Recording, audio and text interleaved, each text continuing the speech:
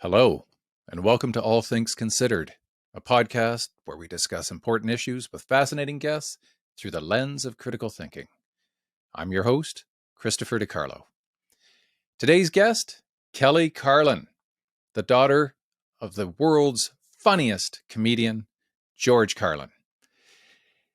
Kelly talks about her life growing up as George Carlin's daughter, but she also has a fascinating life on her own, and she focuses on what it means to live a more deeply human life.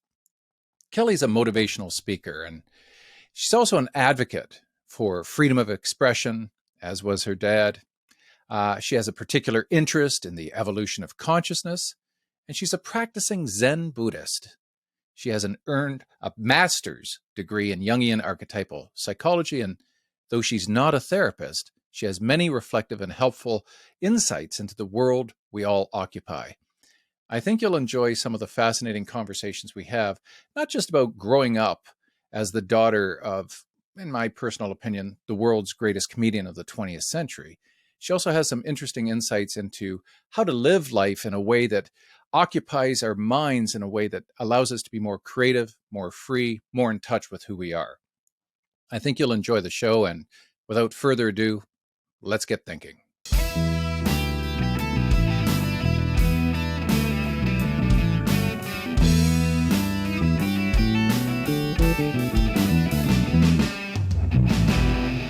Kelly Carlin, welcome to the show. All Things Considered. Isn't that clever? That's like that? Very clever of you. Yes. One of our producers came up with that. It's cute. It is. It is. And we're cute. Aren't we cute? We are so cute. We are. We're so cute, it's stupid. We first met Imagine No Religion conference. What was that? Vancouver in 2016. I think it was Vancouver. And you were giving a talk. I was giving a talk. And towards the end of the gig, you and I were there with Julia Sweeney, I think. Mm-hmm. And some fan comes up and says, Dr. DiCarlo, I understand you like fast cars. Yeah, very much. Would you like to drive my new Tesla? Why, yes, right. I would. And you said, oh, yeah? Can you take me to the airport? I think we can. So you and I get in this thing. My wife and this guy are in the back seat. And we're heading out. And it's like, okay, I think the coast is clear here. I'm just going to tramp it for a bit. And we take off. And you said, this thing's faster than my old man's 12-cylinder Beamer? Is that what you said? Yeah. My dad had a Beamer. What was it? I can't remember right now. But yeah, it was the big 12-cylinder, the 850. Yeah. And I had no idea you loved speed. I had no idea about that. You had a great talk at that conference. And you and I became friends, and we've stayed in contact. And then COVID hit, and I could never make it down to LA. So here I am in a cabin in the woods up in Muskoka, in case you're wondering why all this expensive paneling is behind me here. Nice. So normally I'd be in my office, but I'm on the road. So this is an on the road gig. Oh, cool. Now, yeah, let me just read a bit of stuff I stole from your website here. Kelly Carlin is a thinker, writer, talker, and doodler. She's funny, serious, silly, and deep. Sometimes she wishes she were Carol Burnett. Is that true? Shit, yeah. Carol Burnett. Yeah. First lady of comedy, television comedy. Yeah. Other days it's Patti Smith. Gotta love the hard edge punk in you. But mostly it's Oprah Winfrey. Evolution of consciousness. I didn't know that was a thing that interested you. How? Let's talk about that a bit, because Have you ever gone to the Towards the Science of Consciousness conference in Tucson? They have it every couple of years. No.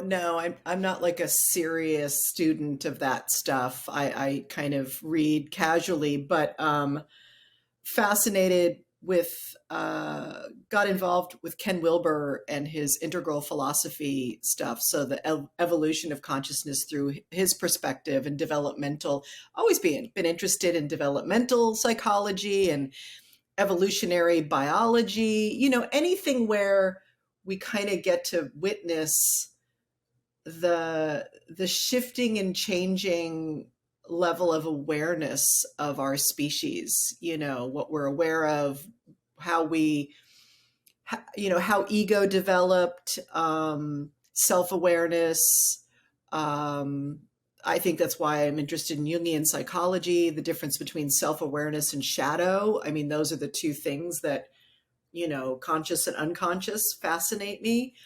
So, and just always fascinated by the kind of the higher end, more advanced discussion that kind of pretty much loses me in the dust most of the time around, is consciousness a material based phenomena, or is it a force inside the universe that we are getting access to in some ways, or have a sense of, or be able to experience? And so I'm not real up on the real edge of all of that stuff, but it certainly is a deep passion and fascination of mine. And I think basically because I'm an optimist, and I think this is part of my humanist tendency, as much as I can call myself a humanist in those kind of defined terms, but that there is this fascinating thing that this species has gone through, and developed, and the ways in which we take in information. And the reason I like the integral philosophy stuff is because the way they talk about it is that inside of us at every moment are all the developmental levels of consciousness: magical thinking, rational, having the ability to have a unitive experience. It's just like, where's your center, as a human? With consciousness, that's one of the things I studied a fair bit in my postdoctoral work. At Harvard, I studied how humans evolved. I looked at their brain development and checked out the way in which consciousness might have emerged over time. Is that also something that interests you as well as the Jungian side? Yeah, I'm fascinated by consciousness itself. The fact that we have this self-awareness is amazing, and I think is the one thing that's good about this species right now. It's the one thing that if this species were to go away, I'd be really sad about, and hope that some other species would be able to have this level of self-awareness to be able to look at the amazing wonder of life itself. And the Jungian stuff, how far deep into that did you get? Well, I have my master's in it, and I consider myself a depth psychologist. I consider myself a person who looks at life through how the unconscious shapes our experiences. Right. And am fascinated by that, how it both holds both of our, what we deem worst and best qualities of ourself, that are, whatever the ego can't handle, basically. And of course, all the things that the ego shouldn't handle, because we'd be worrying about our heart rate and our digestive acids right now if we were aware of all of that.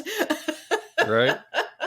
But yeah, I'm fascinated by for the last 4 years, I've been running a personal development program called Women on the Verge. And I use a lot of the depth psychology stuff to help people, really be able to get conscious of their unconscious narratives and the storylines that shape their thinking and shape their behavior and their emotions, and to help them choose different ones, and to move towards, and to also claim, it's interesting. People always think the shadow is about rejecting our darker aspects of ourself. But really, the shadow is also how we discard and ignore and don't live into our full potential. I think it's connected in some ways to the wonder and awe of life. I don't think we really own that enough either, and that we have a unique chance in every moment to acknowledge that and to live into it. What a privilege it is to be alive and awake and have some agency in the world. Right. And then how does the Zen Buddhism tie into that?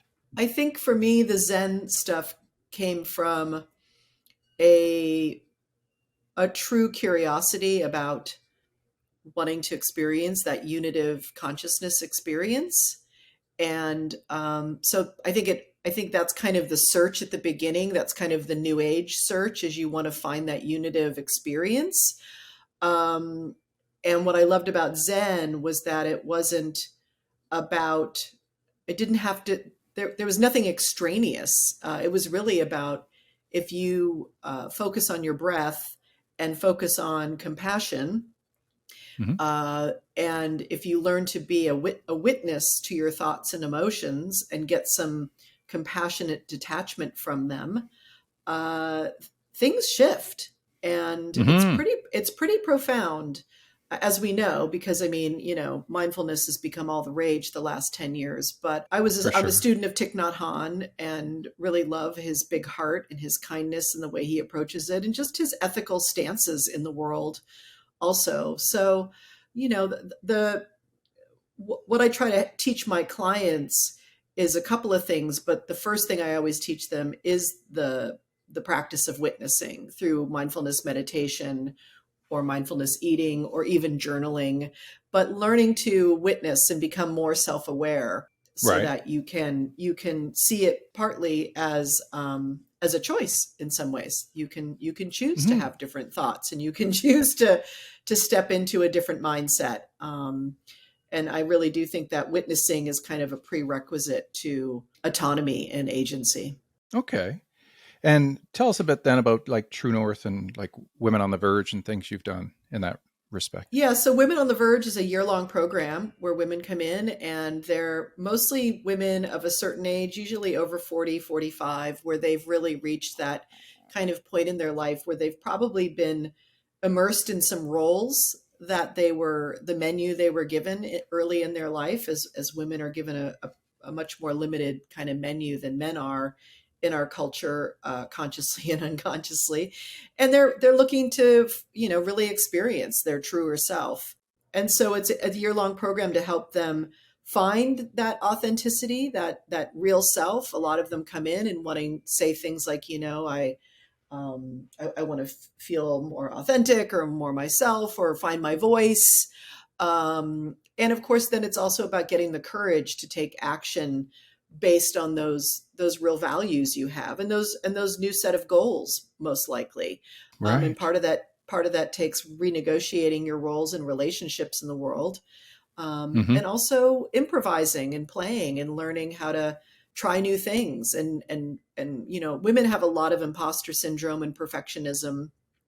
I guess men do. Men do also, but I know women really, really suffer from that. So it's about really kind of dismantling all of that. Sometimes I talk about it not to be provocative, but in a way to like dismantle the inner patriarchy for women, that we've unconsciously uh, taken in our whole life. And then True North is a shorter program. It's a 3 month, not such a deep dive. The year long Women on the Verge is a very deep dive program into some skill sets and some things that they offer, plus a lot of calls, coaching calls, one-on-one and community calls in the Women on the Verge. True North is a group course. It's over 12 weeks, and it's kind of an amuse-bouche of all the ideas that I offer and practices and skill sets. And then from that, we offer people a way to get some support if they like, if they're stepping into more of a truer path for themselves. And the True North is co-ed, so that's fun and that's new Oh, for me. okay. And when you talk about trying to understand the American psyche, um, how have you come? What have you learned in your years on this planet about the collective that is the American psyche? Because we have a Canadian perspective. It'd be interesting to hear. I'm sure you do. Yeah, you being immersed in it. Um, as John Stewart would say, go on, do tell us a bit about Yeah. the American psyche. Yeah, well, I think I would first talk about my approach. As I approach the personal psyche, I also approach the collective psyche. So there's definitely a shadow element to the American psyche, and that has pretty much the last 6 years come out of the cracks of Earth. So the American psyche is complicated, as we all know, because here we have this Declaration of Independence and this Constitution that holds that speaks out loud Enlightenment ideals, while at the very same time during that time uh, there was no way we were living into those ideals. They are ideals, and so I think there's, a lot of reckoning that needs to happen in this country around the genocide and the enslavement of people in order to build our economy and to build our wealth, and the whole idea of, there's always a tension between property over people or people over property. Those are kind of the two sides of the political spectrum. And we need both. We live in a capitalistic society for now. And we need to take care of our people. So, there's a balance between that. But there's been, of course, a lot of imbalance wealth wise in our country for the last 30 or 40 years, since the Reagan era, really. But really, I'm just, I try not to get into the nitty gritty of it. I was basically raised a progressive. My father was very progressive, but there were some ways in which my father was also a libertarian. When it came to free speech, my dad was very much a Right, libertarian. right. Would I say my dad is a conservative in some ways? I don't know. I mean, I would have to really look at that. But I think we have all those things inside of us. And so, there's always this, like I said, balance between people and property, Right. between liberty or freedom and justice, justice I see as accountability and a collective agreement of rules that we all share and we should all abide by. So these things are always in tension. And but I do see that the American psyche is definitely built on this archetypal mythological energy of the rugged individualist. Go west, young man. That this ever expanding growth and progress, which I think in some ways for all of humans, it's something we all. I mean, I talked about my interest in the evolution of consciousness. I think we're all interested in progress and growth, but I think at the same time, when you look at the natural world, evolution and progress and growth moves very, very slowly, so that everything can adjust and recalibrate itself inside of its niche and take, whatever its part is in the next evolution. And of course, there were times when the planet had some major, very fast changes, but I think the human mind is incredibly expansive, but the material world isn't necessarily. And so I really find America is coming to terms with that. I think after 250, 275 years of incredible expansion and leaps and bounds, I think we're having to step into its adulthood and move out of its Exactly. adolescent Yeah. phase. Yeah. So, yeah, that's my overall take on it for sure. Yeah. I tend to agree with you there. I think uh, I don't know how to say this any other way than it's time to grow up. Yes. Right? It's time to Yes. grow up. Where are the leaders? Where are the people who are running the show here? Why do we feel? I don't know if you feel it, but why is there a sense of the country has left the gate open and we're kind of on our own here trying to figure this out? Where are the actual leaders now?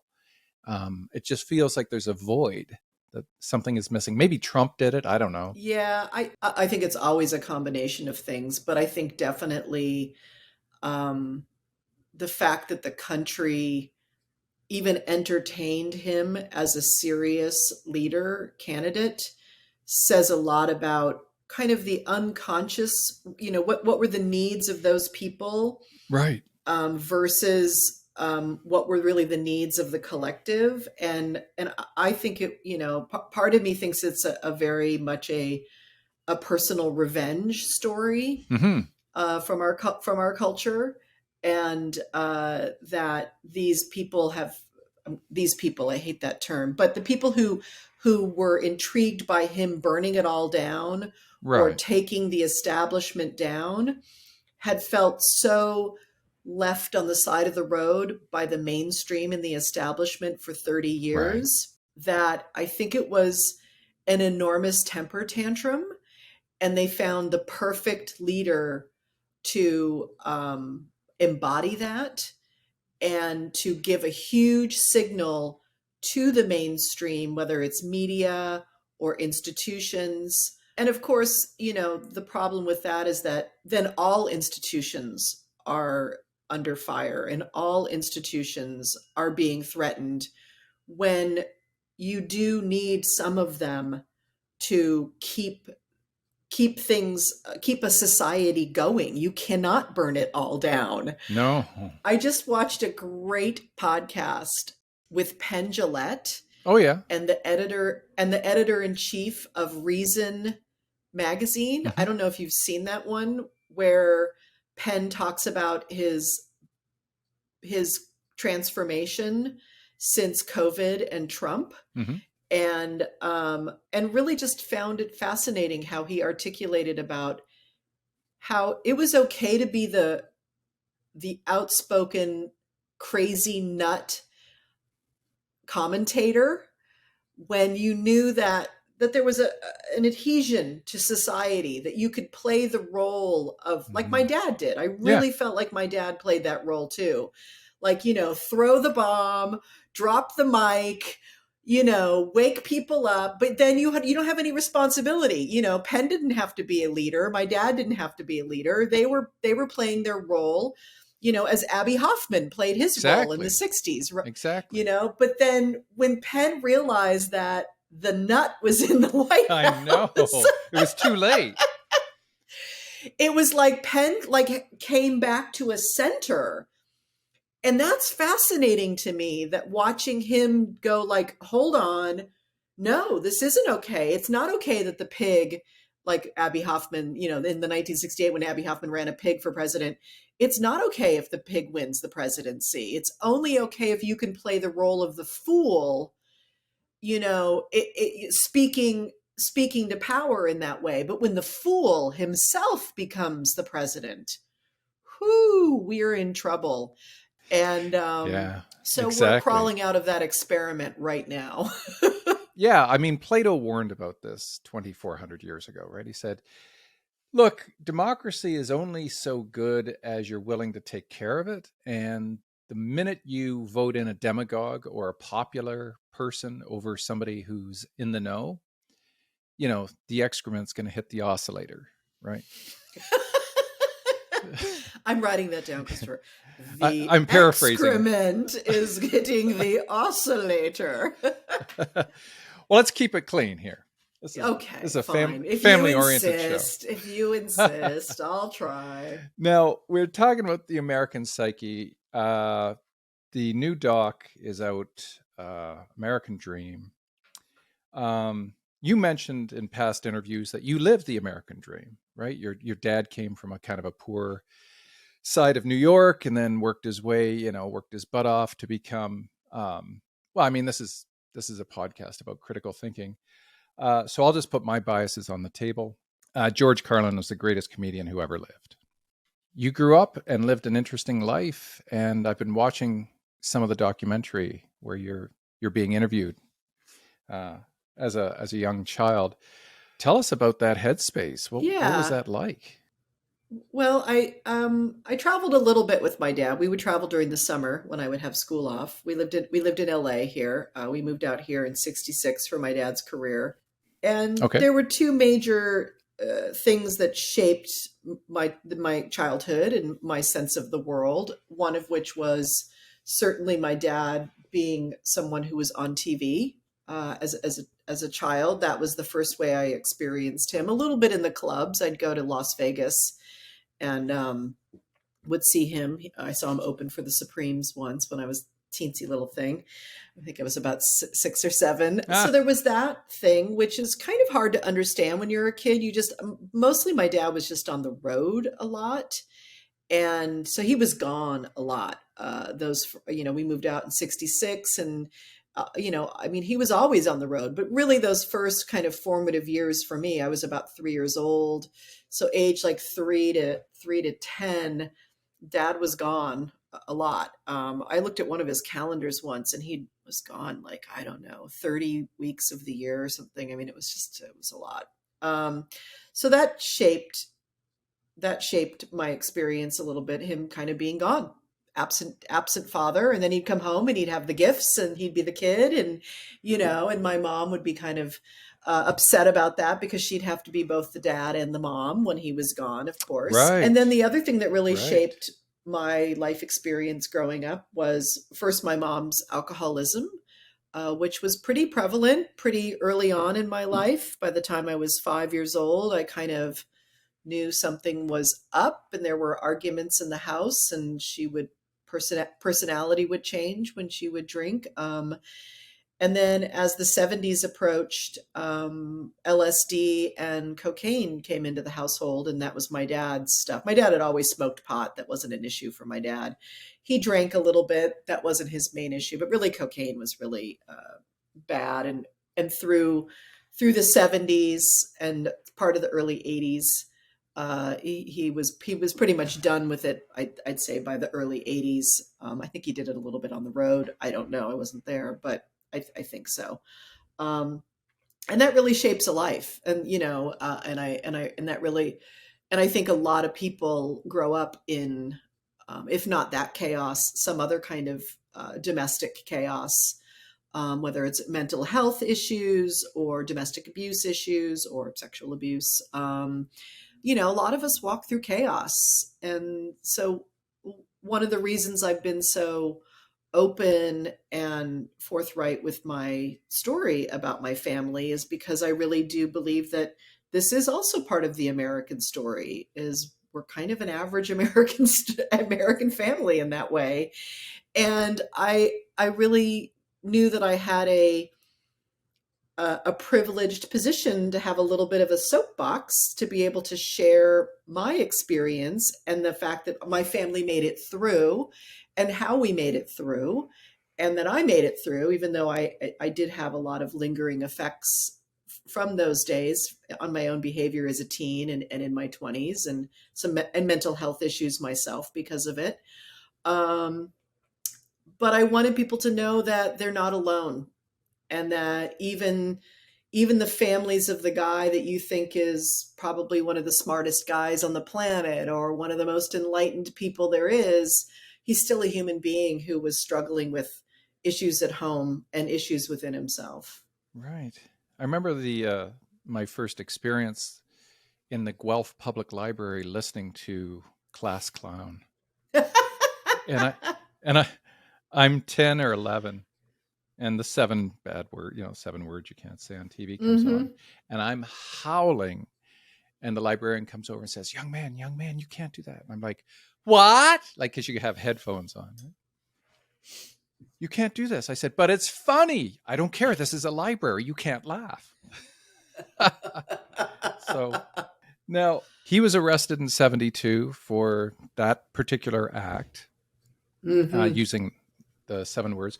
I didn't know this. He was arrested at a Lenny Bruce gig. Yeah, years earlier, before I was born, my mom and dad had gone to see Lenny perform in Chicago. My dad was a troublemaker. He just was from day one. And so what the cops would do is the part of what they would do is they would hassle any club owner that would hire Lenny because they were trying to shut down Lenny. And one way they would do that was they would try to catch underage people in the club, which would give them the power to do that. So they would check everyone's ID in the club to see if they were of age. And when they got to my dad, he told them that he didn't believe in identification and he refused to show them. And they threw him in the back of the paddy wagon with Lenny. And my dad, Lenny's my dad's hero. And so my dad's sharing with Lenny this, radical act courageous, radical act he had just done. And Lenny just looked at him and was like, "What are you, a schmuck? Like, what are you Ah. doing?" Now, in 1970, your dad said he needed to play more colleges because they get it. In 1992, on the Dick Cavett Show, he said that university crowds don't take risks as much, are unworldly and uninformed. And he referred to the whole movement as a politically sensitive, language policed type of environment. If he were alive today, would he be canceled? Um, yeah, I don't know. This whole canceling thing is a little weird. What is it? Is it really happening? Is the culture pushing back on certain things? Yes. Are people like they did in the 70s standing up for more ways of allowing people to own their own identities and their own subjective experiences? Yes. Is the tip of the arrow of any cultural movement too hard, too inflexible, too unwilling to see nuance? Yes. This is what we are in as a culture. We are absolutely in the expansion of ways of uh, expanding our idea of what identity and subjective experience is for people around gender, around what they call themselves, and also a real, this is part of the thing that America never did. It never really came to terms with our innate racism and our innate misogyny and all of that. So this is one way we're coming to terms with it. Has it created a lot more kerfuffle for free thinkers and free speakers in the world? Yes. Is anyone really canceled? Yeah, some people got canceled for sexual abuse, for some really inappropriate and probably some illegal for sure, and some bordering on should be illegal behavior. Yes. Um, but Dave Chappelle's still making millions of dollars and making the specials and saying whatever the hell he wants to say. I'm not a person that really is fond of his work right now, but I would stand by to protect his right to say it 100%. Right, right. There's a lot of growing pains going on in the culture and the whole Donald Trump thing, really sharpened the edges with all of this. And so now it's all being politicized and used against each other. And it's being used by the powers that be, to divide us even more, instead of being able to sit down and have a nuanced conversation about a generation who's questioning who they are and how they want to be called and all of that. And I do think, I know some academics. I think in academia it has become intolerable in that setting for sure, which means that academia needs our concept of academia, the institution of academia probably needs to change also. It's too bad because it is nice, to think that we could have some protected ivory tower space where we could just think about concepts and things like that all day. I mean, a place that's supposed to empower free thinking is limiting speaking so much. I It's know. it's like just the strange irony of that is just too No much. kidding. No kidding. I've been fired 4 times as a professor for trying to be Socratic. So Yes, I mean try to figure that one out. I know, and it's a generational thing too. Like, I mean, I think all generations coming up they're somewhere on the pendulum between raised by wolves, which is my generation, the Gen Xers, right, to completely and total coddled and helicoptered. And and I think academia has had to deal with both of those extremes in so many different ways. I mean, you think about the opposite of it in the 60s, right? What professors were, those who were trying to maintain institutional rules, instead of progress them, what they went through at the time. So it's a pendulum thing, and it'll all swing back at some point. But it's hard to see how entrenched either side gets around it. It feels like there's no space for conversations like this, but in reality there is. We just need to claim, I think, the public square of that, really. I've been dedicated for a couple of decades. Here in Canada, I'm trying to get critical thinking taught, at least in high schools. And then we'll I worry about remember K to that was 8 your after thing that. 6 years ago when we Yeah. when we met. I was so excited about that because Yeah. wouldn't that be nice? It actually teaches people about nuance so that they're less offended. Yes. You know what I mean? So that Yes. we can have these Yes. conversations. It was going well at the time you and I first met, but then our province changed governments to a more Mm, conservative, and yeah. they haven't returned my call. They haven't returned my call. So Strange how the conservatives also don't like critical thinking. Huh. Interesting. Uh-huh. I'm going to keep Yeah. trying because there's some good ones out there. There are great people everywhere, and I've gotten the thumbs up by some, but it's like steering the Queen Mary. It's unbelievable trying to get things to change at a kind of a foundational level. No matter how good it would be for the benefit of the polis, very, very difficult. I saw an interview with you and Judd Apatow, and he said, in reference to your father, listening to him over and over again in an era where there weren't 10,000 channels in the internet was really impactful. It programmed me to understand how to break down ideas, how to have critical thinking, how to turn observations into humor, how to voice, and how to question authority. Um, the reason I called one of my books How to Become a Really Good Pain in the Ass is because people like Socrates and the ancient skeptics, right? They knew how to hold people accountable for their beliefs and actions, right? The that cliche, truth to power. I always thought your dad was a bit of a modern day Socrates. And did you get that feeling? Did you see him as a bit of a kind of a didactic entertainer where we're learning from him just in the way in which he was making observations? And to what extent has that rubbed off in your own life? Yeah, I think one of the things I uh, always love about my dad's comedy is that he uses critical thinking, like Judd said, to break down any time. I mean, he breaks it down, and really gets behind the assumptions, and then uses those assumptions to show the absurdity of them, Yes. which then makes us see the absurdity of ourselves, which I think is a really important thing. Like to be able to laugh at ourselves and the absurdity of our human assumptions and our human ways of thinking.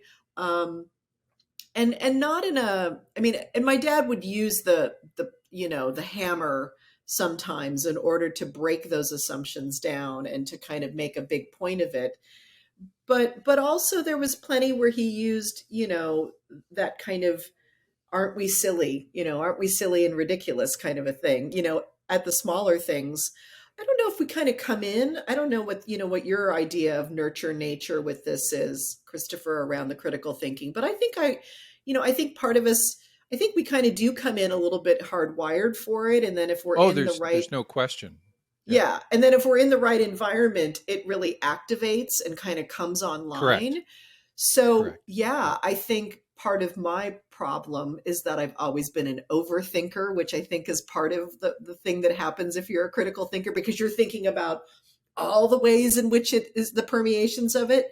Um, and I think that's why I liked Zen Buddhism too, was because Zen has a way of critically thinking. It's not a magical thinking spiritual you don't have to like take a leap of faith in order to feel like you're on a path. It's really like it makes you sit and look at your thinking, which really makes you use your critical thinking with your own thinking and saying, what is reality and what is this and what isn't? And even, some of the most unitive, subjective experiences I have. I do things like dream tending, and I've done some shamanic journeying and things like that, but also bringing my critical thinking into those experiences of understanding them from all different perspectives, and how are they useful to me, and what does it mean, and does it matter if it's real or not, whatever that, material or not material, or whatever, however you want to define those things.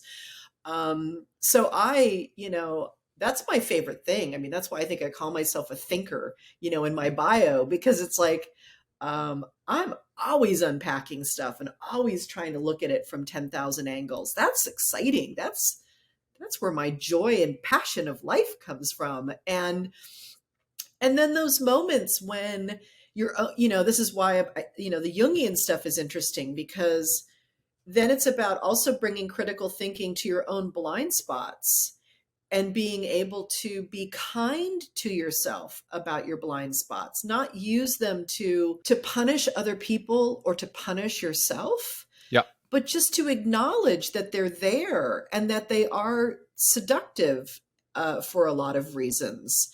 And that even if you keep running into the same blind spot over and over again, to bring some self-compassion to that there is a way of, the way we operate in the world, because of how we are as humans, and we're trained pretty early to kind of decide how the world works. Oh, for sure. Yeah, so age 4, 5, and 6, you're kind of making a model inside of yourself of how the world works, what you need to do to survive in it, and all of that.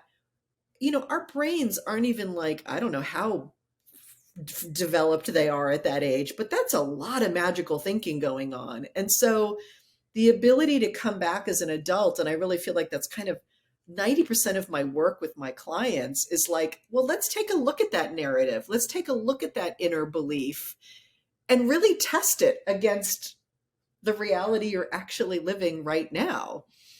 And that's a beautiful use of critical thinking too. Self-development. Oh my God. Absolutely. Now, when you had mentioned the libertarian side of your father, that was free speech, right? Yeah.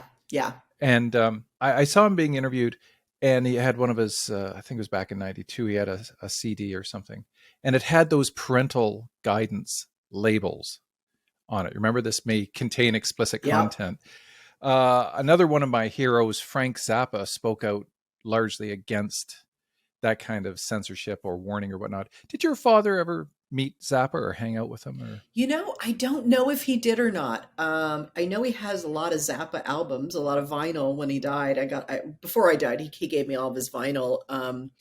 But I don't know if he did or not, and because they were definitely two unique voices in our culture, and I think had a lot in common, their kind of internal structure, and what motivated them in some ways. I mean, obviously they're individuals too, but I really don't know. My dad didn't hang out a lot with a lot of people, but I have a feeling he must have crossed paths with them at some point. you'd think, right? I mean, the ideologies were very similar in terms of, like Zappa called himself a libertarian as well, especially in terms of free speech.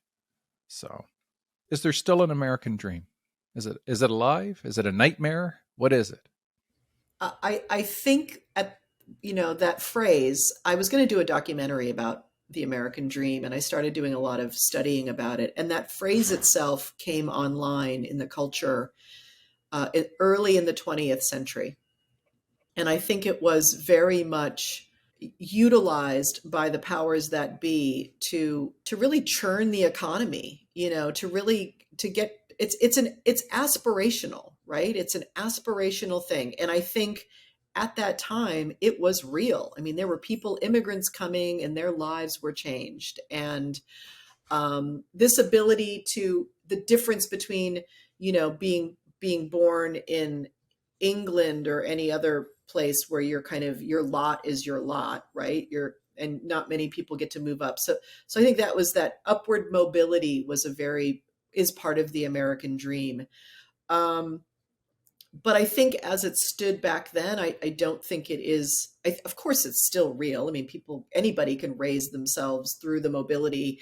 It takes hard work, it takes luck, um, and for some people, it takes privilege. And and they get it through privilege. I mean, it's just one of the forces of culture. And I think that's one of the things we're examining, is how privilege is a deficit for the culture in some ways. We miss out on so much because of privilege. It blocks opportunities for people that actually might be smarter or more capable or whatever, or more humane. Who knows, right? Um, but I do think with climate, with the global climate crisis, I think the American dream uh, is being challenged and being changed, and the fact that large countries want what we have, India and China. Um, you know, if human innovation can catch up with them with the dire consequences of technology and progress, that I think is not healthy for humans and the planet. Um, but I do think that I think the pandemic really taught us also. I think it was a great wake up call for how much we don't need and what is too much, and a recalibration. I think we've lost our bodies. I think the American dream through the human body and the human psyche, internalized subjective experience of life to the side, um, in in order to feed the machine of capitalism. And with the body, if you throw the body away, you throw nature away, because we are nature. And so I think there's a huge reckoning around that. And so I think whatever we do going forward, however we can bring some hope of innovation and advancement, and um, I think is just going to have to shift. And I don't think it's going to work if really such a small percentage of people hold all of the wealth and therefore all of the power. Um, I just don't think it's going to work. So I think we've got some more reckoning to do. I don't know what that looks like, but um, hopefully we can all do it without killing each other, literally. Yeah. And if history is any lesson, we see the end of World War I, we see the Roaring Twenties ushered in, right? A horrific time. We're going to party like it's 1999 for a decade. Yeah. Then, Yep. then World War II comes along, and we get the 50s, where America just loses its mind and becomes, you know, the shit of the world. They're the biggest. Because of COVID, do you think we're going to see another type of pattern where people are like, whoa, we just went through that. I'm going to reevaluate my priorities here. I think I'm going to, you know, branch out, and I'm going to do something I never thought I would, just because who knows when maybe the next pandemic's going to come along. Or are people generally feeling as though that was a big deal that we just went through? I want to start living now. I want to see a change in my life. Do you think that's going to be wed into the new evolution of what the American dream might be? I truly do not know. I don't know if you've read the book The Fourth Turning, which fascinates me, which is, really the cyclical nature of American cycles, and there's four of them, and we're in the fourth turning right now, where all the institutions kind of fall apart. And the last time we were in it was the Depression era, Depression, World War One, Depression, World War Two. It was kind of that whole thing. They were all kind of one thing of it, and the Civil War was the one before that for America. And yeah, there is something that comes out of it, but I think the thing that's different now is that we are recognizing that we are in a closed system of nature that has limits, and that I think extremity of weather and the imbalance it's going to create in resources on this planet, I don't think we're done with. I think the pandemic was a warning shot across our bow that we are, to show us that we're all really interdependent. My dream for the evolution of human consciousness is that we really get that we're interdependent and we create our institutions and our roles and relationships with each other personally and collectively based on that level of consciousness. And Interesting. I think that's the only way we're going to figure that out, is that we all are an ecosystem. Hmm. And if we don't recognize that, it's we're going to do what we always do as humans, which is we're going to fight for the resources, and those people with the willingness to um, sacrifice the most amount of their own for the war. It could get ugly. I'm hoping a new level of, you were talking at the very beginning of our conversation, where are the adults in the room?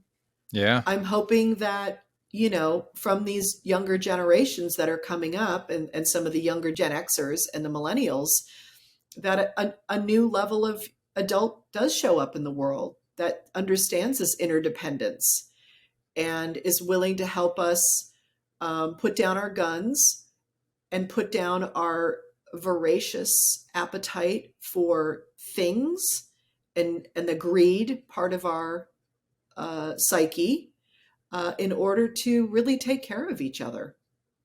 And how important, like, obviously I'm biased here. This is almost a rhetorical question, but how important is critical thinking and science in that plan kind of moving forward? For example, one of the universities I got fired at was for using critical thinking to deduce that when we use science and evolutionary theory, we discover that we are all African, that every human being is related, that every one of us came from Africa. Look around, no matter how different you are, your ancestors were black. Can you deal with that? Are you okay with that?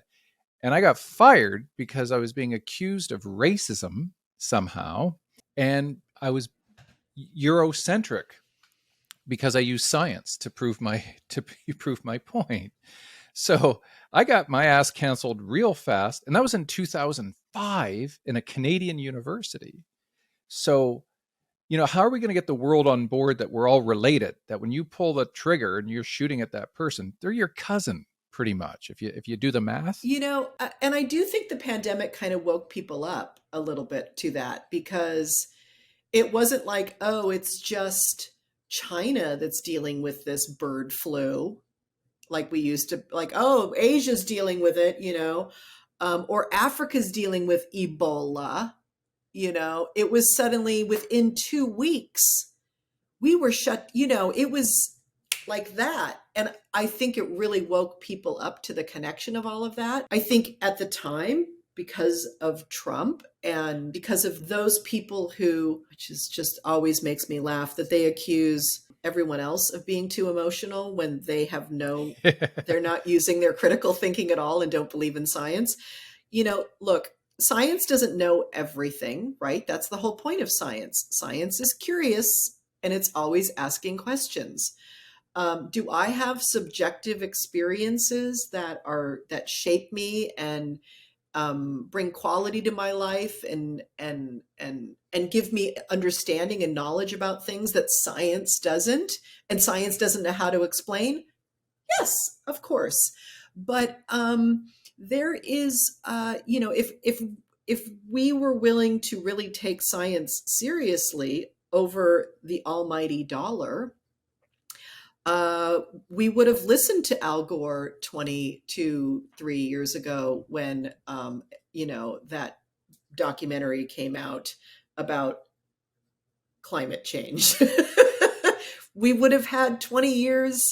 We could have been doing, we could have started 20 years ago if we'd really taken the science seriously. So, it's always a balance. So, but of course, it would be great if people would use critical thinking alone just to make these decisions, rather than the other parts of ourselves that are more connected to our tribal thinking or our magical thinking, or even our blind loyalty to authority thinking. That's why I like the integral look at all of this, because we have all of those parts of ours and they're all important to being a whole human being, but we have to learn to use all of the things in the appropriate amount and in the appropriate place for things.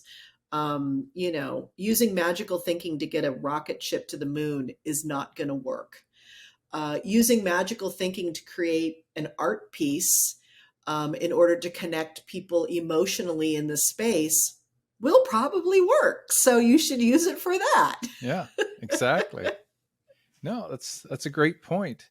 Last question. How in tune or different would you say you are from your father in terms of, say, spirituality? Like, how would you define that?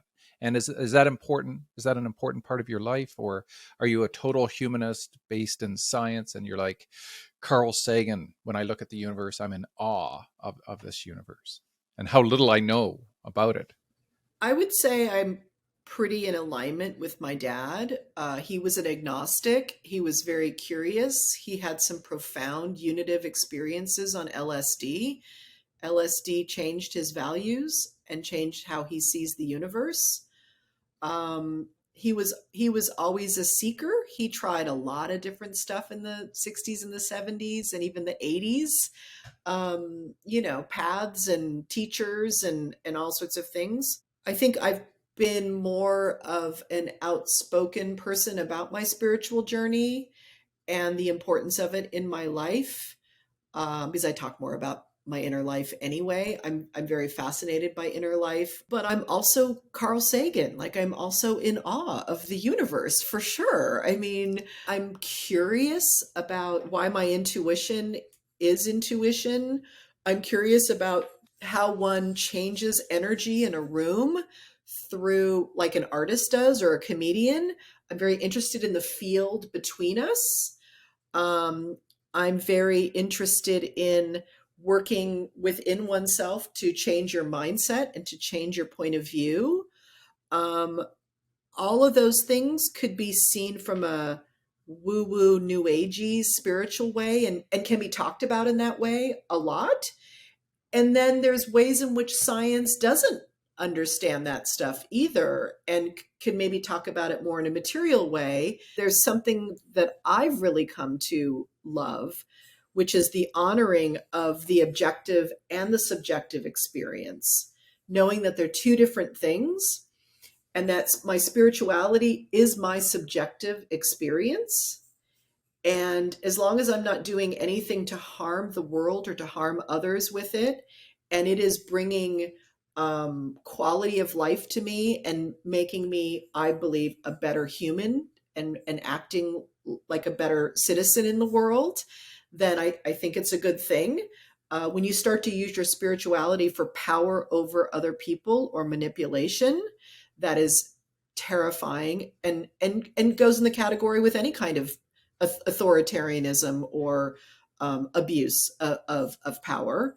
Um, and like I said, I love critical thinking too. It's a high. It's a great way to look at the world. It helps me understand things, and I use them together because that's what we get to do. We're humans. We get to be aware of our subjectivity and we get to have objective reality. So, yay.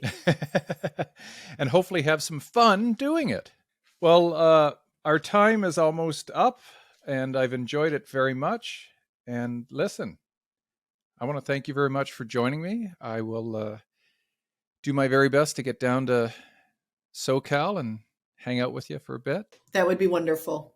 Thank you so much for taking the time to be with us today. Oh, and thank you for having me. I really enjoyed our conversation. My pleasure. Thanks. Take care.